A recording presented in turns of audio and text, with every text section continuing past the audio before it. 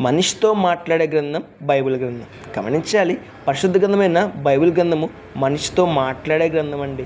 అన్ని పరిస్థితుల్లో, అన్ని కాలాలలో, అన్ని సమయాలలో మనిషితో మాట్లాడే గ్రంథము బైబిల్ గ్రంథమే. బైబిల్ గ్రంథము పరిశుద్ధులతో మాట్లాడుతుంది, అదేవిధంగా పాపంలో ఉన్న వారితో కూడా మాట్లాడుతుంది.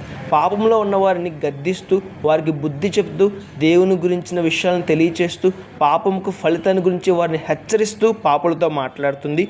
పరిశుద్ధులతోనూ ఎలా జీవించాలి, ఎలా మాట్లాడాలి, ఏ విధంగా జీవితాన్ని సరిచేసుకోవాలనే విషయాలను పరిశుద్ధులతో మాట్లాడుతుంది. అన్ని రకాల ప్రజలతో బైబిల్ గ్రంథము స్పష్టంగా మాట్లాడుతుంది. మానవునికి ధైర్యం చెప్తూ, మానవునికి బుద్ధి చెప్తూ, మానవుని ఓదారుస్తూ, అన్ని విషయాల్లో మానవుని ముందుకు నడిపిస్తూ మానవునితో మాట్లాడే గ్రంథము పరిశుద్ధ గ్రంథమైన బైబిల్ గ్రంథం. ఒకసారి ఆలోచన చేద్దాం.